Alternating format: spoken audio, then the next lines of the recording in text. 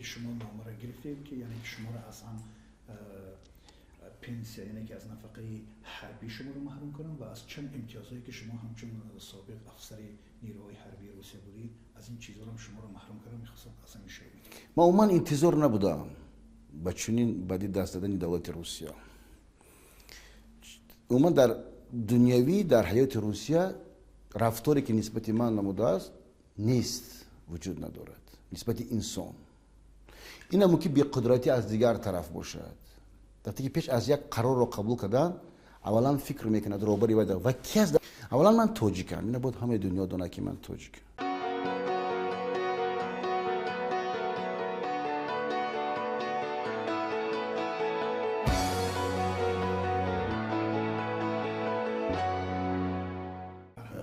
دیروز اولی من با Сбербанк روسیه برای گرفتن نفقه که در دست و دوی روز است روز دوم داده میشود. دیرم شده باشه پس از روز دوم داده میشود و با گفتن که از 1 ینوار 2019 نفقه به نام شاوری شما منع شده است. سببش تو شما از بین کمیسریت حربی روسیه پرسید و بعدتر ما معلوم کردم فهمیدم که در حقیقت در قرار سودی لوبریتسکی اولین سودی که 2017 گذاشته بود اونو امروز پیشنهاد نمودن که این شهروندی کرامت شریف گرفته شد و در این هم هست که وقتی که شهروندی گرفته می شود خود پنسیه بین هر دو دولت هست یک گفتگوی بود اینو соглашение بین دولت ها وجود داشته. امروز زیادی کارمندان دولت تاجیکستان نفقه گیرن از روسیه. در آنجا بغیر از نفقه وقتی گرفته میشه که کمیسریت حربی کاغذ پیشنهاد میکند با تسجیه در آن حالت پیشنهاد میکند که 50% که بوده نسبت کمونالی اینم برداشته شود.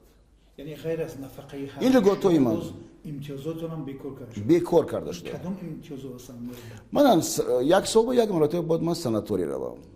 اولی من یک سال یک مرتبه میتونه دکتر گذارد یکی به دیگر شهر رو بعد اینا پیشنهاد که بجای به یه رفتنی که به پول داده بشه اینها هم برداشته میشوند از دولت روسیه. باز کدام امتیازات غیر از این چیزی که اساس امتیاز این هست که امروز پیش وقتا بودن روی پاییز روی سمالیات اینا رو برداشتن دولت روسیه فقط موندن 50% گرفتن یک کارپلاتی امروزی که ما گفتیم حسابی زیستی خونه اینا برداشته میشه. بوستانسراتون چی بوستانسراتون ولی هست؟ یکی از سودایی که در روسیه گذشت از 3 سود یکی اون است که از ریستر برآوردن فقط در یک خانه از خانه که در شهر مسکو از همونجا هم نام هم خانه گرفته شود.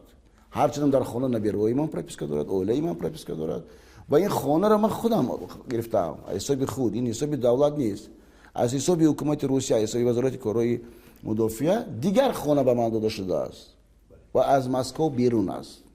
حالی که در این منزلی که شما میگویید یعنی که این خانه را گرفته میشه دیگه اگر چنین رفتار کنن اونا میگیرن اینا چنین رفتار کنن میگیرن و چی چاره بود از طرف من یکم چاره که از طرف خود میبینم چیزی که خواستم همچون شهروند همچون انسان با هر یک ساختارهای دولتی هم تاجیکستان هم روسیه مراجعت کردن که همه این دلایل آورده دستور اینو یک بازی است یک فریب است اینا دروغ هستند. شما ماه گذشته دویمی ینوری سال 2019 شما نفقتون گرفته بودید؟ نه ما نگرفتیم همیشه آماده خواستن که ماه فوریه دویم ینوار هم نیست ینوار نبودن ینوار چون از 1 ینوار اینا همین پیدا شدن اینا اولی ما رفتن برای نفقه لازم شد است پول رفت از بانک با بانک رفت است خواست است گیرد. هر ماه برای شما چقدر نفقه تعیین شده بود؟ 30,000 روبل روسیه هم میدادن هر ماه. حالا ببینید اکنون شما چیکار میکنید یعنی که برای حمایت این امتیازهایتون و برای این نفقه دوباره برگردوندن شما کارهای انجام میدید یا که دیگر تمام به همین پیدا شدن من در همین ساختارهای حقوق انسان رو پایمال نکردن سببش همین که تمام جوانان و تمام شهروندانی که بودن از تاجیکستان در چنین حالت بودن ما اونا رو محافظت میکردیم اونا از ما نیت داشتن و امروز ما از کی نیت کنم اونا خواستن از رئیس جمهور از دیگرها کنن و من خوب میدونم و با آواز آزاد گفته میتونم که برای دوباره برگرداندن این نفقتون و برای امتیازاتون شما یعنی چاره میجویید یا تدبیری میجویید؟ این فقط اروپا روسا امروز از یک دولت‌های دنیوی هست روسا که اینا از شکستن حقوق انسان خود میدونن و در ترس هستن که ما بادا به اروپا روند. با اروپا رفتنیمون با سودای بالایی را گذاریم.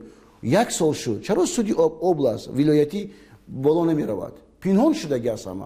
فقط رفتن گشته آمدن میبینیم در اصل مولت است. از نو ادوکات می نویسد. اینا هستن حرکت های ما هستن در این. بحث‌های سودیتون در داخل تاجیکستان به کجا رسید؟ بحث‌های تاجیکستان ما اومده از پرزیدیوم گذاشتیم. برای نزدیکی ما گرفتیم که با همون احوال پیشونه. منظورتون پرزیدیوم سودی اولی تاجیکستان با همون بازیچه پیشونه که اون چیزی که دیده شده در قسم رایانی سامانی همون ما انتخاب میکنیم. چیزی شما پیشنهاد میکنید لازم نیست است. فقط اونو دست کشیدن که اون مکتوبایی که پیشنهاد شده سپراوکای پیشنهاد شد این برای ما لازم نیست چون که شما زاده تاجیکستان هستید در دولت شوروی که دولت جمهوری تاجیکستان. من از این بالا صحبت کردم با شما.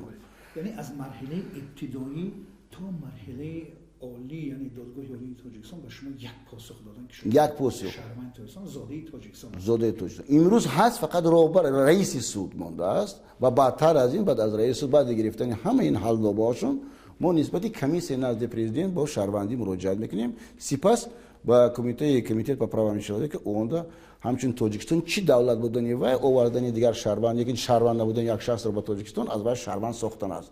این خرید و فروخت بود. اینا کار تاجیکستان. شما وقتی که از روسیه به اینجا انتقال داده شدید خب وقتی پایتون رو به اینجا گذاشتید در صحبت با ما گفتید که یک گروه مافیازی یعنی تاجیک در روسیه این کار همراه با مقامات انتظامی روسیه انجام داد و شما رو به اینجا یعنی که انتقال دادن.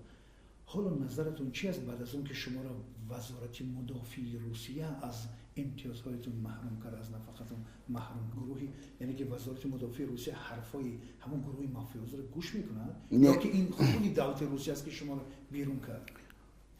دولت روسیه در حقیقت در این کار رول اساسی رو بازی میکند.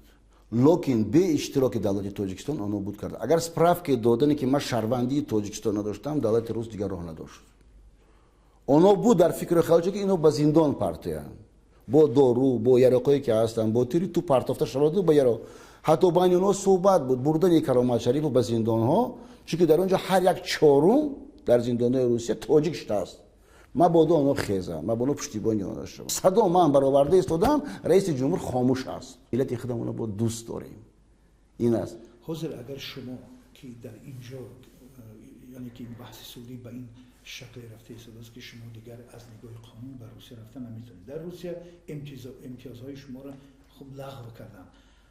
این سرنوشتی سازمانی که شما مسئولیتش رو به دوش دارید و طی چند سالی که این کارها رو انجام میدید یعنی سازمان مهاجرت تاجیک در روسیه اکنون چه خواهد شد؟ یعنی دیگه با این دیگه شما از مسئولیت این سازمان هم شما یک سوال خوب داده پیش از این در اون حالتی است که کیا اشتراک کردن در آوردن من ممکن خیلی کوتاه‌تر شود. سازمان در بودن من بود سازمان در نبودن من چیکار کنند و یا گریزان شدن. چرا آدمی نو پیدا نشید؟ چرا حکومت مرا برآورده با خواهش دولت روسیه و دیگر فرد رو نیفتن نیست و وجودم نمیشه سالهای 10 سالهای پیش پیدا. این از زبان مهاجران است. اینا گیره و ناله مهاجران امروز به من است که کی برمیگردد. روسا چیکار برام انتظارش ممکن من به ایرپورت بیام دهانه 100,000 آدم براید همین به شما محکم این میشود مبادات درآید. دیگه که حقوق خود در اروپا دیدن زودتر ما خواهیم با دولت تاجیکستان به من یاردن میکرد. اونا چی کردن؟ برعکس کردن. ما رو با همون چاف پرتافته نکردن. حتی یک سپراف کردن نمیتونن که در حقیقت من نبودم از همین سپراف کردن از کمیجرای شهر رایانی فیض‌آباد تو امروز ندادن. خود رئیس نمیتونه میگه. یعنی من میخوام این چیز شما خودتون یعنی روشنی اندازه دادن به این معنا که یعنی تنها دست گروه مافیازی در اینجا مقامات روسیه هم دست دارن وقتی که وزارت مدافعه مرتکب و قرار دادگاه لیبرتسکی شما را از که از شهروندی محروم کرد یعنی دیگر همزمان از شهروندی روسیه از امتیازها از نفقات محروم کرد یعنی که روسیه هم از این موقع حمایت میکنه. اساسی کار دست آنها است. چرا نسبت تاجیکستانی کرده شده است؟ این بینید که وقتی من دیدم نشان دادم که هست مکتوبایی که رقم ندارن исходящий номера отсутствует از طرف وزارت МВД به نام سفیر تاجیکستان اون سفیر چکل این قواعد ندارد رقم در دست این قواعد هست است یک نفر دونانی چندین قواعد است بریدش سپراوکا تیرد در این جوای نیستد سببش چی بود؟ غلام بودن تاجیک و غلام ماندن تاجیک در اون دولت بود. کی مزدیکاری با پلیت امروزه روسیه این تاجیکا میداد؟ کی значит امروز میخواست به کار فرمودن مزد ندادن کاری وای این تاجیک بود که ندیدن. کی محافظتگر بود؟ جمعیتی کرامت یک کرامت شریف نبود اونجا. جمعیتی کرامت بزرگترین از دنیا. و این 75% مهاجران اماراتی شب و روز در حرکت هستند که ما برمیگردیم. اینا طرفدارای ما. شما 75% اگر از 1.5 میلیون حساب کنید 1 میلیون آدم 3 نفری 5 نفری فرزند دارن اینها چیکار میکردن در این دولت؟ این چند سالی که شما دیگه بعد از این که از اینجا اخراج شده در تاجیکستان هستید چه میگذرد زندگی شما با این سازمانتون هر در تماس هستی کار همچنان پیش برده سازمان؟ عصر 21 عصر اینترنتی است. عصر خوبترین دنیا است که اصلا ما باید دیگر خبر رسونده میتونیم. دیگه اصل تربیت انسان نیست.